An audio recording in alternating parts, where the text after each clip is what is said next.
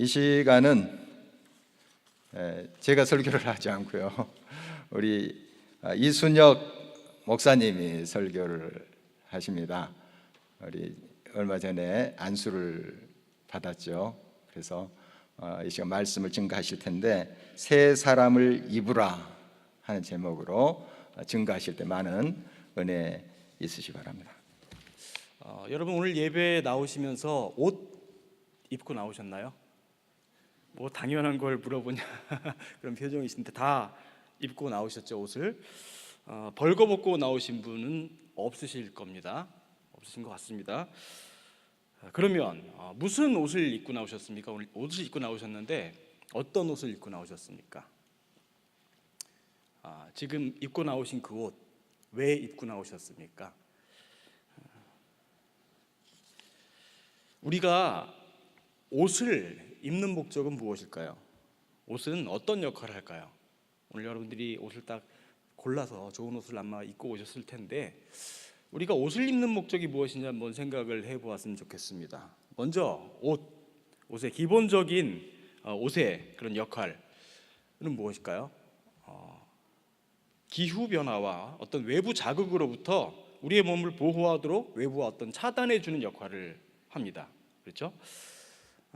또 사람의 몸은 기온이 변해도 어느 정도 스스로 체온을 조절하는 기능을 가지고 있습니다. 그래서 36.5도를 항상 유지하는 그런 우리 기능을 몸이 갖고 있습니다.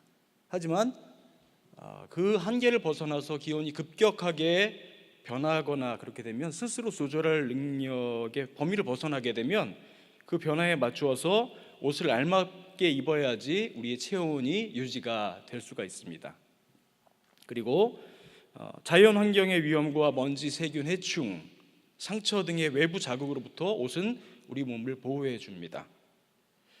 속옷은 우리의 피부에서 분비되는 땀, 지방 등을 흡수하고, 또 겉옷은 대기 중의 먼지, 세균 등의 오염 물질로부터 우리 피부에 닿는 것을, 오염 물질이 우리 피부에 닿는 것을 막아줍니다.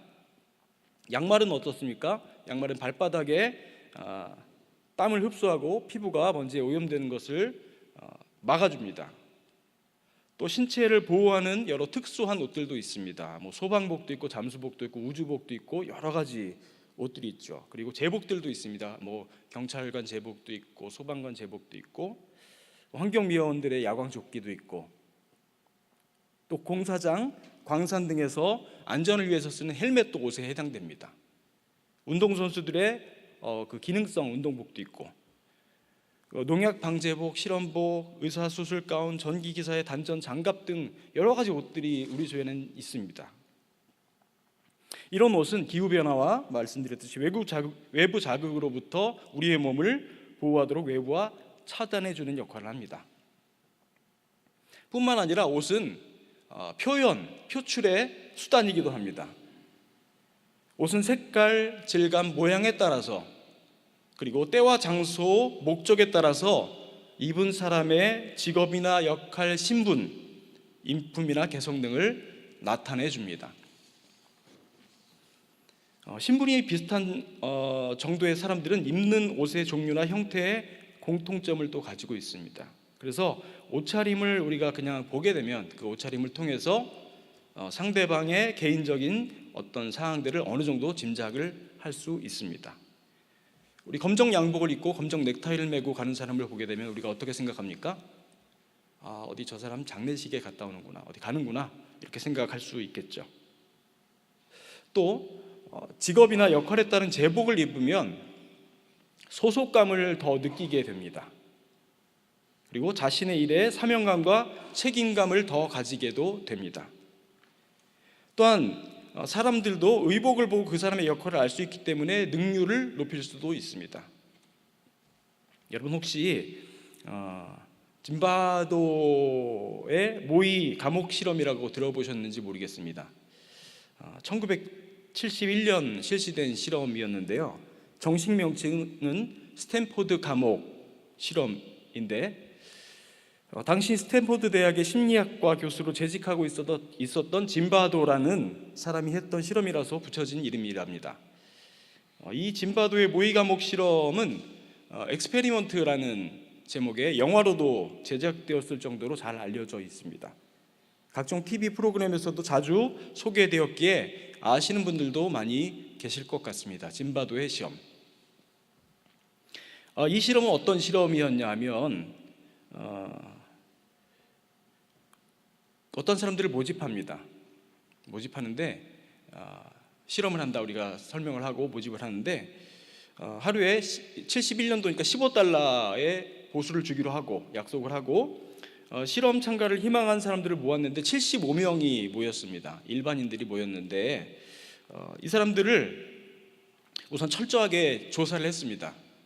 그래서 본인이나 가족이 반사회적 행위에 가담한 적은 있는가, 아니면 정신질환을 앓은 적은 없는가 등 면밀히 체크해서 그 결과 심신이 안정되고 모든 면에서 지극히 건전하다고 여겨지는 21명이 선발이 되었습니다.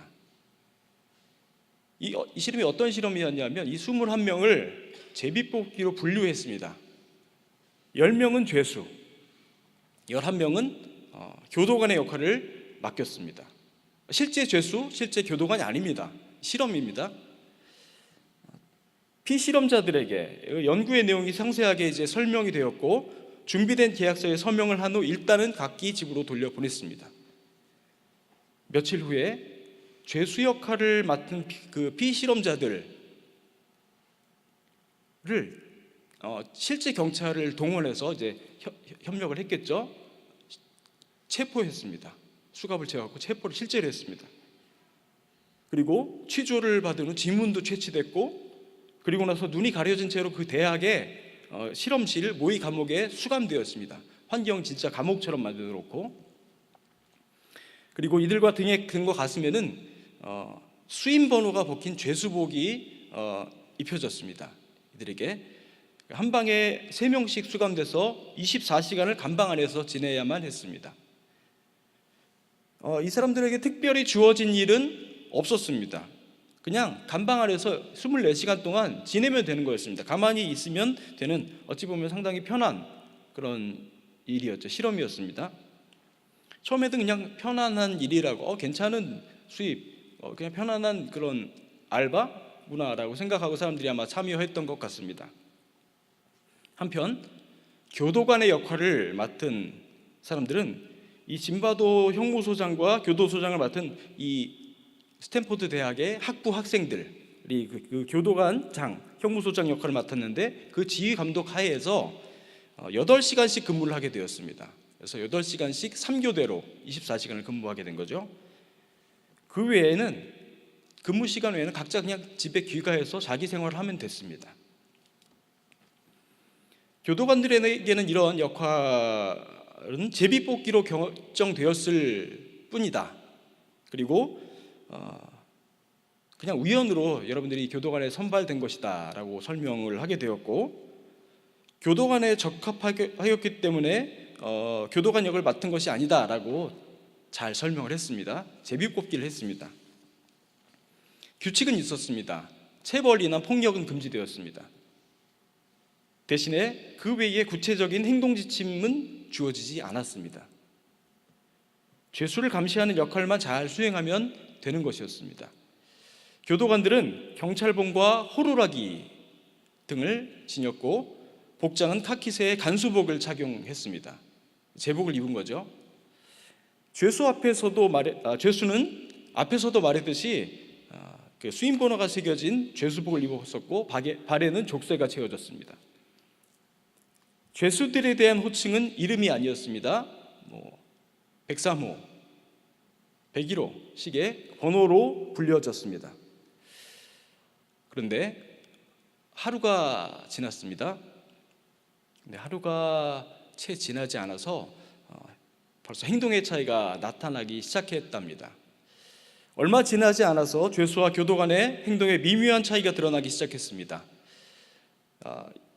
전문 용어로 역할의 내면화라고 하는데 그런 것이 이제 시작된 겁니다. 우선 말투가 달라집니다. 교도관들에게는 어떤 말투가 생겼을까요? 명령조의 말투가 생겼습니다. 이거 해, 이거 하지 마라. 조용히 해. 뭐 이런 말투가 생긴 거죠. 그리고 죄수들은 지극히 수동적인 말투가 되어갔답니다.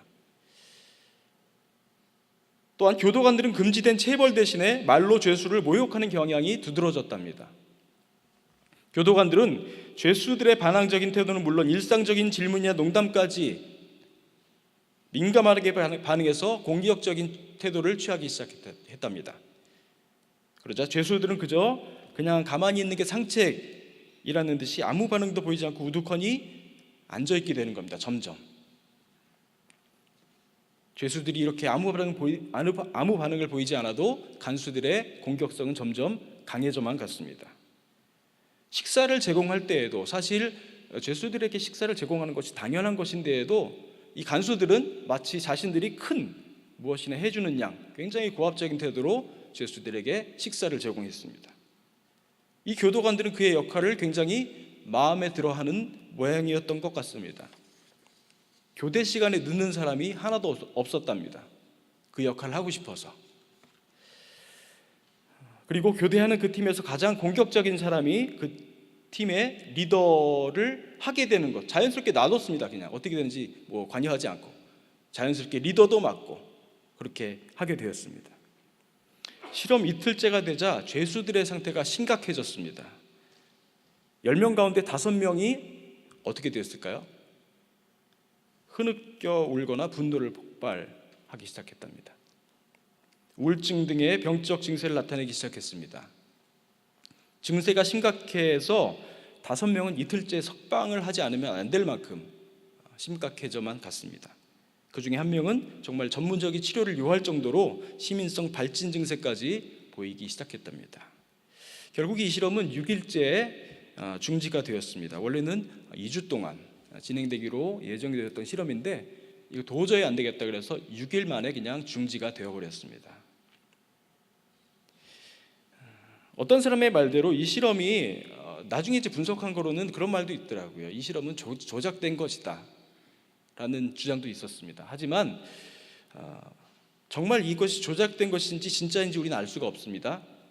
하지만 실제 사회에서 비슷한 사건들이 많이 일어난다는 것으로 미뤄봤을 때 이 스탠포드 감옥 실험은 마냥 거짓 실험만은 아니었던 것 같습니다. 여러분, 우리는 입혀진 옷에 따라서 자신의 정체성을 잃기도 하고 새로운 정체성을 얻기도 하는 등 어떤 역할의 내면화가 일어나는 경향이 있습니다. 또 자신만의 정체성과 개성을 표출하기 위한 수단으로 자신의 취향에 맞는 옷을 적극적으로 선택해서 골라 입기도 합니다. 이렇게 옷은 기본적인 기능, 어떤 외부의 자극이나 위험으로부터 우리를 지켜주는 그런 역할을 하기도 하고, 또 색깔, 질감, 모양에 따라서 때와 장소의 목적에 따라서 사람의 직업이나 역할, 신분, 인품이나 개성 등을 나타내주기도 합니다.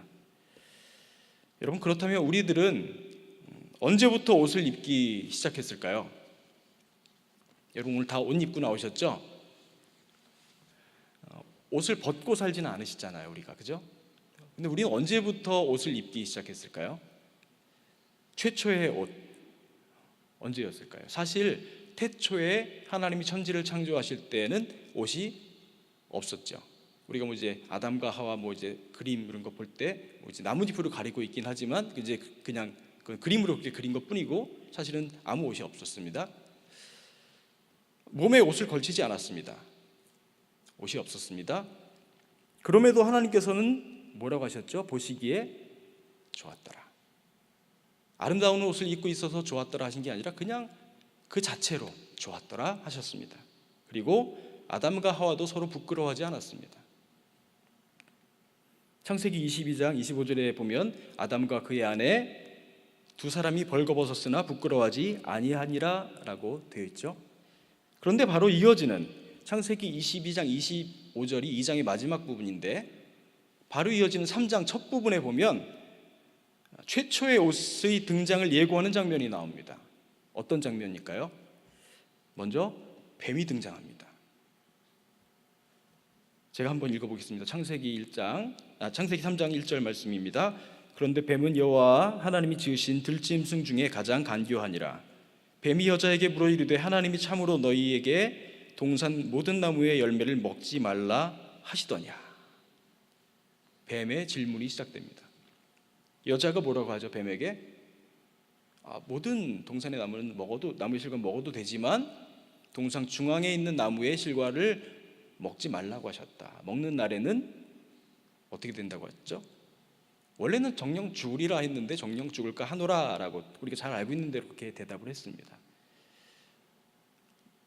약간 뭔가 주저하고 불만이 배어 있는 그 여자의 말투에 뱀이 바로 치고 들어가죠. 어떻게 말하죠?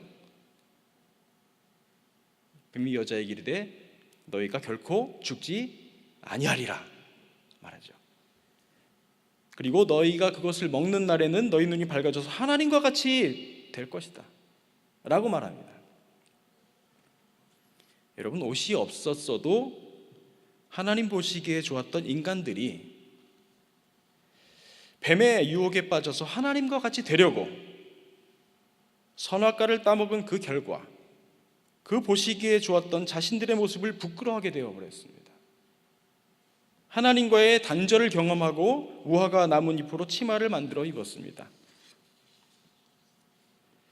범죄하여서 자신들의 부끄러움을 감싸기 위해서 무화과 나뭇잎을 치마 삼아 몸에 두르고 하나님의 낯을 피하여 숨은 인간들을 찾으신 하나님께서는 아담과 하와가 에덴 동산에서 추방되어서 고난의 삶을 살다가 죽을 것이라고 말씀하십니다.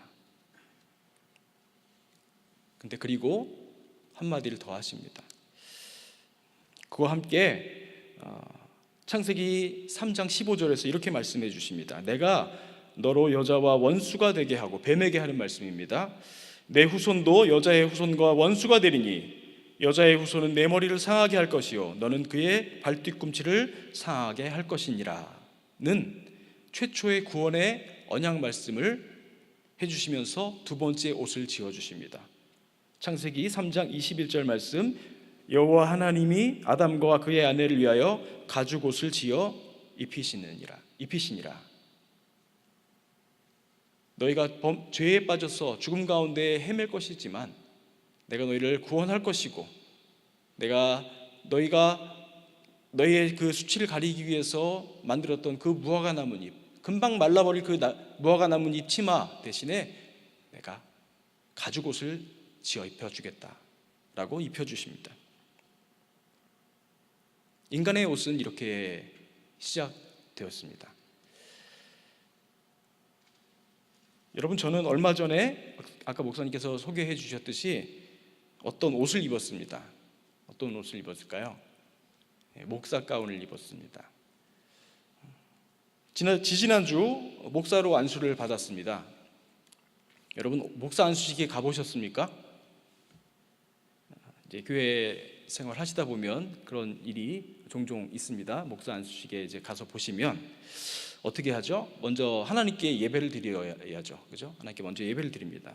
그리고 안수받을 전도사님들과 사모님들이 함께 일어서서 그 기독교의 신앙과 목회자로서의 사명을 다짐하면서 이제 서약을 합니다.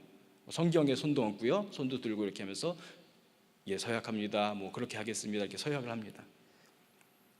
그리고 나서 안수 대상자들이 다 함께 등단을 합니다. 이제 단위에 등단해서 무릎을 꿇고 앉습니다. 그러면 이제 안수위원들, 우리 담임 목사님과 또 노예 안수위원들 분들이 이제 저희 머리에 손을 이렇게 얹고 안수를 하게 됩니다. 그리고 나서 다시 한 명씩 등단을 또 하게 됩니다. 그 안수식 끝나고 나서 무엇이 있냐면 한 명씩 이제 다 등단해서 차례대로 성의, 그러니까 목사 가운, 그리고 이제 목사 가운에 이제 이렇게 두르는 게 있죠. 스톨이라고 하죠. 스톨 차기식과 더불어서 목사 안수증을 수여받게 됩니다. 사진도 찍습니다. 안수증 이렇게 받고요, 이렇게 악수하면서 이렇게 사진도 이렇게 찍습니다. 저는 위원들이 그 안수위원들이 제 앞에서 앞 사람들에게 순서대로 올라가는데 제 앞 사람들이 이제 올라가서 받지 않습니까? 제 앞 사람들에게 목사 가운을 입혀주고 붉은색 그 스톨을 둘러주는 것을 보면서 제 차례를 기다리며 앉아 있었습니다. 여러분, 목사 가운을 보면 참 뭔가 거룩해 보이지 않습니까? 저는 이제 신학교에 처음 들어갈 때 그렇게 생각했습니다. 신학교에 가면 목사님들, 교수님들이 전부 다 가운을 이렇게 입으시고, 거룩한 가운을 입으시고, 성경책을 옆에 딱 끼시고 다니시면서 할렐루야 이렇게 거룩하게 항상 이렇게 지내시는 줄 알았습니다. 그런데 실제로 들어가 보니까 이제 추리닝 입고 다니고, 쓰레빠 끌고 다니고, 머리에 안 감고 떡 져서 다니고, 이제 그렇게 많이 학생들이 다닙니다. 우리가 목사 가운, 이렇게 가운을 생각하면 뭔가 거룩하다, 뭐 이렇게 느낌을 받습니다. 그런데 이 안수식에서 제 앞사람들이 목사 가운을 입는 것을 보면서 참 거룩하다라는 생각이 들면서도 한편으로는 저기 지금 가운을 입고 있는 사람들 중에는 내 동기들도 있고 내가 아는 사람들도 있는데, 저 사람들이 어떤 사람인지 내가 알고 있는데, 제가 알기로는 그분들이 그렇게 거룩하기만 한 분은 아니었거든요. 근데 아주 거룩한 그 가운을 지금 입고 있는 겁니다. 그런 생각이 들면서 또 나는 저 옷을 입을 자격이 있을까 하는 생각이 밀려왔습니다. 뭐 저들만 그렇게 거룩하지 않은 게 아니라 저는 뭐 어떻습니까? 더 그렇죠. 제 순서가 됐습니다. 제 순서가 되어서 안수위원분들이 저에게 이제 그 목사 가운을 입혀주시는 겁니다. 그리고 예수님의 보혈을 상징하는 그 붉은색 스톨을 둘러주시고, 제 목에, 어깨에 둘러주시고, 목사 안수증을 수여해 주시면서 기념사진을 찍는데 왠지 얼굴에 환한 미소를 짓기가 힘들었습니다. 머릿속에서는 계속 내가 자격이 있을까? 내가 이걸 받아도 되는 건가? 뭐가 좋다고 만면에 미소를 띠고 사진을 찍어도 되는 건가? 하는 생각이 맴돌았습니다. 그래서 사진 표정이 굉장히 좀 어색하게 나왔습니다. 웃지도 못하고 울지도 못하는 그런 이상한 표정으로 사진을 찍었던 것 같습니다. 여러분, 어떤 목사님이 그렇게 말씀하시더라고요. 나는 종로 5가의 쓰레기통 같은 존재라고. 그분도 그 설교하실 때 가운을 입고 계셨었거든요. 근데 본인이 우리 장신대 총장님까지 하셨던 분이세요. 그분께서 나는 종로 5가의 쓰레기통 같은 존재라고 말씀하셨어요. 그리고 어떤 다른 목사님도 그렇게 말씀하시더라고요. 만일 사람들이 내 마음을 꿰뚫어 볼 수 있는 능력이 있어서 내 속을 들여다보면 아무도 내 곁에 남아있지 않을 거라고, 다 도망갈 거라고. 저도 그런 생각이 들었습니다. 나같이 더러운 죄인이 저 옷을 입을 수 있나? 하는 생각에 잠겨 있을 때쯤 특별한 순서가 또 하나 기다리고 있었습니다. 우리 길가의 교회가 속해 있는 평양 남로에는 목사 안수식 가운데 특별한 순서가 하나 더 있는데 바로 세족식입니다. 세족식, 이거 참 부담스럽습니다. 제가요 저기 무좀이 있는데요, 죄송합니다.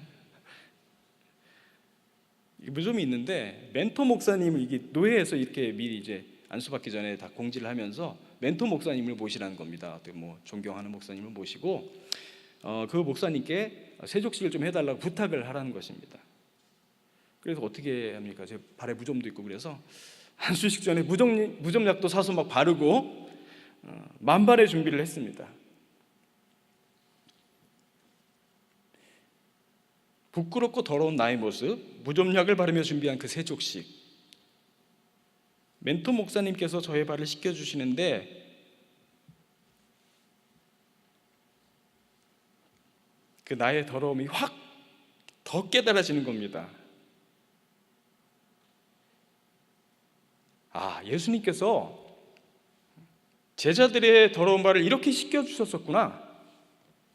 그리고 한 말씀이 떠올랐습니다. 로마서 5장 8절 말씀, 우리가 아직 죄인 되었을 때에 그리스도께서 우리를 위하여 죽으심으로 하나님께서 우리에 대한 자기의 사랑을 확증하셨느니라. 내가 잘나서, 내가 대단해서 이 옷을 입고 뭐가 되는 게 아니로구나. 내가 깨끗해서, 정결하고 거룩해서 목사가 되는 게 아니로구나. 이게 하나님의 은혜구나 깊이 깨달아졌습니다. 목사 안수를 받으면서 목사 가운과 붉은색 스토를 착용하면서 저의 머리를 떠나지 않았던 날, 자격 없음. 하나님께서는 부끄럽고 더럽고 자격 없는 나에게 정말 귀한 직분을 맡기시는구나, 정말 귀한 사명을 주시는구나 계속해서 생각이 들었습니다. 목사 안수식, 다른 역시 안수를 직접 받아보니까 또 다른 느낌이 있긴 하더라고요. 다른 목사님들 안수식이 갔을 때는 식당이 어딘가, 언제 밥 먹지? 뭐 이런 생각을 했었는데 또 저희 노예가 굉장히 좋은 것 같습니다. 다른 노예에 비해서 목사 안수를 그냥 주는 게 아니라 굉장히 좋은 말씀, 마음으로부터 우러나는 말씀들을 선배 목사님들이 많이 해주시더라고요. 그래서 그랬는지 정말 귀한 시간이었던 것 같습니다. 그런데 하나님께서는 목회자에게만 새로운 옷, 귀한 직분, 귀한 사명을 주시는 걸까요? 하나님께서는 우리 모두에게 새로운 옷을 지어 입혀주십니다. 고린도후서 5장 17절 말씀, 그런즉 누구든지 그리스도 안에 있으면 새로운 피조물이라, 이전 것은 지나갔으니 보라 새 것이 되었도다. 하나님께서는 우리에게, 우리 모두에게, 누구든지 오직 주 예수 그리스도로 옷 입어라, 그리스도 안에 있으라, 그러면 너희는 누구든지 새로운 피조물이라, 이전 것은 지나갔다 보라 새 것이 되었다 말씀해 주십니다. 너희들의 존재, 너희들의 신분이 바뀌었다 말씀해 주십니다. 오늘 말씀 우리 다 같이 한 목소리로 다시 한번 읽어볼까요? 에베소서 4장 22절부터 24절 말씀입니다. 한 목소리로 읽겠습니다. 너희는 유혹의 욕심을 따라 썩어져가는 구습을 따르는 옛사람을 벗어버리고 오직 너희의 심령이 새롭게 되어 하나님을 따라 의와 진리의 거룩함으로 지으심을 받은 새 사람을 입으라. 옛사람을 벗어버리고 새 사람을 입으라. 뱀의 유혹을 따라 하나님의 자리를 욕심내고 타락해버린 우리의 모습, 우리의 죄악을 가릴 수 없는 그 무화과 나무 치마를 옛사람을 벗어버리고 우리의 겉모양을 보지 않으시고 우리 중심을 살피시는 하나님 앞에 핏값으로 우리를 구원하신 예수 그리스도로 새 사람으로 옷 입으라 말씀해 주십니다. 새 사람으로 옷 입는다는 것은 다른 말로 하면 회심을 뜻하겠지요. 여러분, 회심하셨습니까? 예수 그리스도로 새 사람을 입으셨습니까? 여러분, 회심한 후에는 어떻습니까? 모든 것이 장밋빛이고 더 이상 아무 문제도 없고 우리의 뜻은 하나님과 자동적으로 일치하고 하나님의 요구를 행하는 것은 어렵지 않고 달콤하기만 합니다. 정말일까요?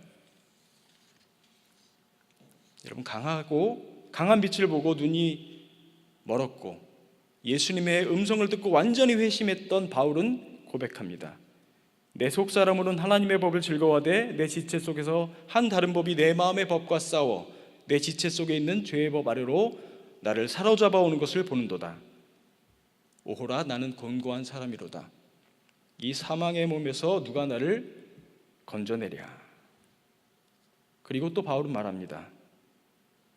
그러므로 이제 그리스도 예수 안에 있는 자에게는 결코 정죄함이 없나니 이는 그리스도 예수 안에 있는 생명의 성령의 법이 죄와 사망의 법에서 너를 해방하였음이라. 여러분, 우리가 새 사람으로 옷 입는 것은 무엇으로부터 시작될까요?